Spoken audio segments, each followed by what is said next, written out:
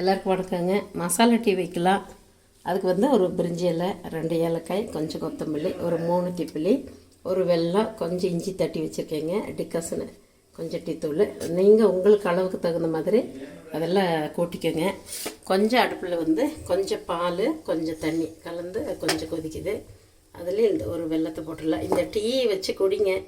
நீங்கள் அடிக்கடி இந்த மாதிரி டீ வச்சு குடிப்பீங்க. நல்லா டேஸ்ட்டாக நல்லாயிருக்கு. கொஞ்சம் நல்ல வெள்ளத்தோடு போட்டிருக்கிற எல்லாத்தையும் போட்டுடலாம். அந்த வெள்ளமும் கறி இதெல்லாமே அந்த சாரில் இறங்கு. 3 திப்பிலி போட்டிருக்கிற, கொஞ்சம் கொத்தமல்லி, 2 ஏலக்காய், ஒரு பிரிஞ்சி இலை, இஞ்சி இதெல்லாம் நல்லா கொதிக்கட்டுங்க. அப்புறம் டிகாசனை இப்படி கொஞ்சம் வந்து டீத்தூள் போட்டிருக்கேங்க.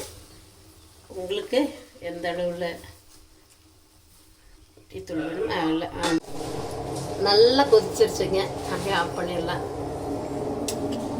இந்த டீயை நல்லா அப்படியே வடிச்சுட்டு நல்லா டிகாசனில் இறங்கி நல்ல கலர்ஃபுல்லான மசாலா டீ ரெடி.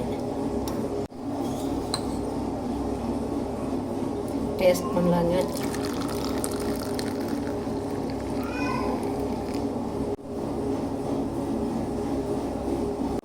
மசாலா டீயை நல்லா டேஸ்ட் பண்ணலாம்.